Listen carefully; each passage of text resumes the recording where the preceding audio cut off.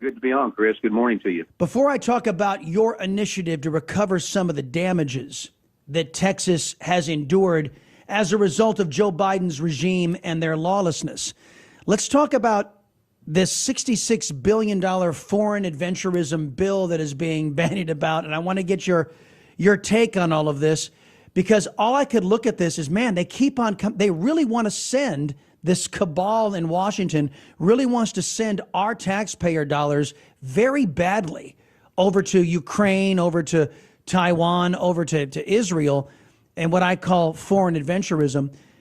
And they're even trying to say that they're going to really include border security. There's some problems with this bill. Let me just get your impression about what you think about it at first blush. Well, it's money that we don't need. You've hit on them. It's money that's just, we don't know where it's going. There's no repayment schedule. It's just money that's leaving America that could actually be going down to the border where the war is, where the invasion is at our border. The money needs to go down there.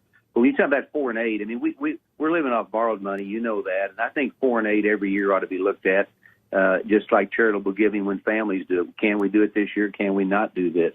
But I just think that the money that we have that we're spending needs to go to the border, because that's where our sovereignty is being challenged. And all these people are coming over here. You touched on it this morning. I mean, we know Chinese, we know Yemenis, we know Russians are all in here right now. They're not coming over here to work. They're coming over here to hurt our country. And we're throwing money down, I think, frankly, in many cases down the drain. We're not getting any return for it. And why some of my colleagues are more loyal to sending money over to Europe and overseas and ignoring this situation at the border is totally beyond me. It's beyond me, too. And, you know, Congressman, as it comes to legislation, I have a Salcedo show rule that says any law that any politician is considering voting for, it's got to pass a simple criteria. Does it benefit all Americans, or does it pick winners and losers? And if it picks winners and losers and it doesn't benefit everybody, it's not worth voting for.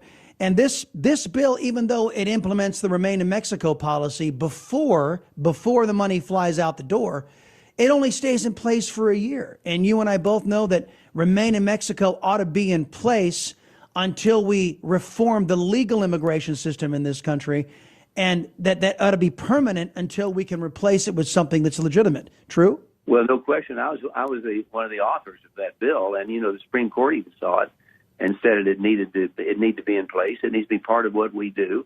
The idea of giving court dates to illegals when they're already here instead of when they're in Mexico is pretty beyond belief also, because we know they don't come back. So stay in Mexico policy is great legislation. And, you've seen it and you've heard it. You've even talked about it. But when you talk to Border Patrol, they'll tell you to say if we can go back to just stay in Mexico policy, 70% of the crossings would be eliminated immediately. Immediately. And you know what? And look, I don't want to put too fine a point on this, but on this issue of illegal immigration, and this is even predates your time in Congress, Congressman, that it's been Republicans and Democrats who have teamed up to betray the American people on this issue.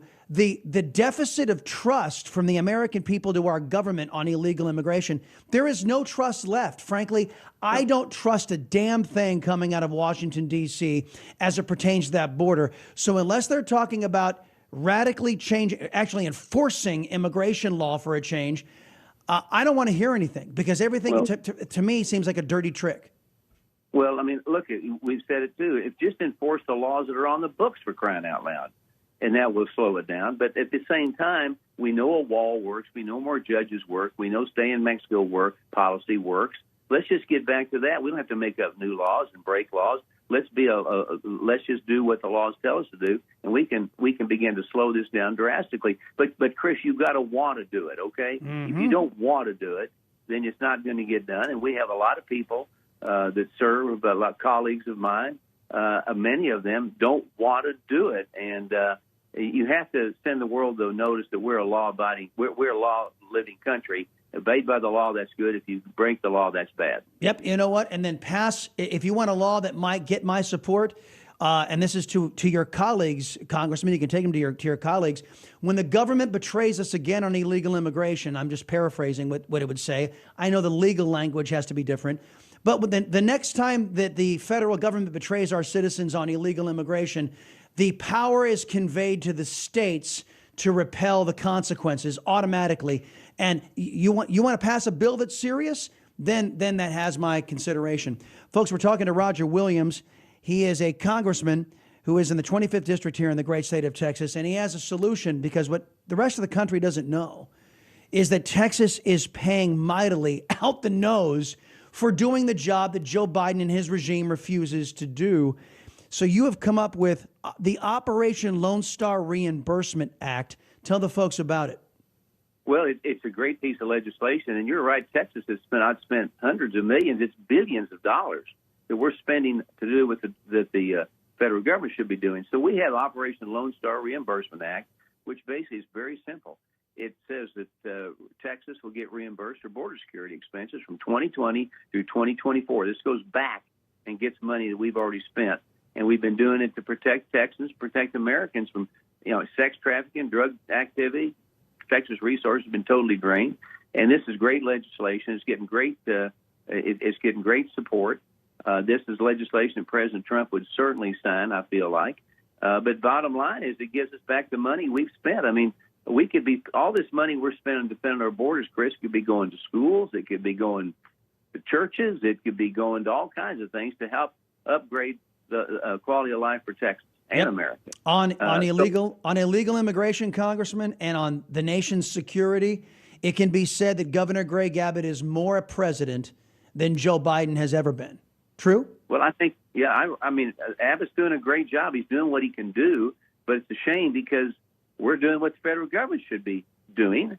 And so I'm glad that we and all as Texans, and what you do, what I do, we're beginning to take a little bit of this ownership and say, look, if you're not going to help us, if you're not going to defend us, you're not going to keep us safe, then we will do it. That's kind of the Texas spirit throughout history. Sure. And I think as a whole that we're doing a pretty good job down there right now with limited funds. We want to get the money back. Just think, if we get this money back, we can spend it again on border security. Yeah, it'd be nice. It'd be nice. And actually, it should have been spent there before. Congressman, part of the culprits, part of the enemies to the law as it pertains to illegal immigration has been these NGOs, these non-governmental organizations.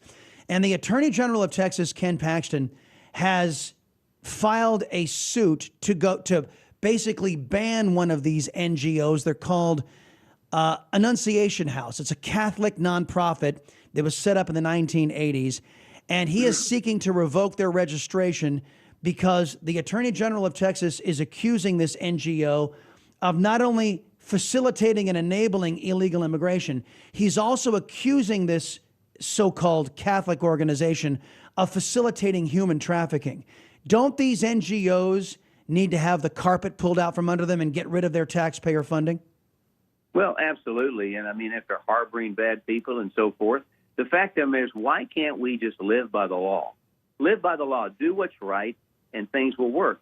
But, in this particular situation, again, I agree with our Attorney General. They're hiding. They're not telling the truth about some things.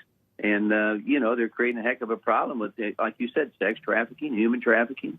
So I think he's doing the right thing there. Somebody's got to lead. And every day that goes by, we don't lead, it gets worse. True. And so I think that, again, he's doing the right thing on this. And nobody has accused Joe Biden of being a leader. Last thing I have for you, Congressman. Roger Williams, by the way, folks, 25th District here in Texas, is our guest. Last thing I have for you is the lawfare that's being launched against our people, against the American left. I'm sure you saw what Judge Engoron in New York did to President Trump, $355 million fine for a alleged crime with no victim. And they've prohibited him from doing business in the state of New York for 3 years. The legal consensus is this is going to be overturned. But it is sending shockwaves to business owners saying, look, we got to get the heck out of these left-wing bastions. They hate us. They don't want our entrepreneurship. They don't want our money. And the level that the left will sink to destroy anybody who opposes them, it has got to be shocking to those who call themselves Republicans in elected office. Let me ask you about, just to give me a sense of your caucus, do they recognize up there on Capitol Hill that they're under attack? I certainly do. And I think, yes, all of our people realize conservatives are under attack. And I'm even concerned about this deal with the president because I'm a small business owner, chair of the Small Business Committee. This is an attack on Main Street America. Why would anybody want to do business in New York? But it's totally an attack on small business, entrepreneurship, capitalism, competition that built this country. And that concerns me highly because Donald Trump's the only one standing between us and total destruction from an investment standpoint. And you got socialism, and that's what it is. As you know, you talk about socialism and the killing off of the American dream. Elon Musk, the richest man on the planet, has relocated SpaceX out of left-wing Delaware because they are unfriendly to entrepreneurship and businesses and success and prosperity. And he is incorporated here in the great state of Texas. So if the smartest man in the world, judging by his pocketbook, Congressman, Elon Musk sees the writing on the wall, maybe the rest of America should as well. Roger Williams, everybody, the 25th district here in the great state of Texas. Sir, I always appreciate the visit.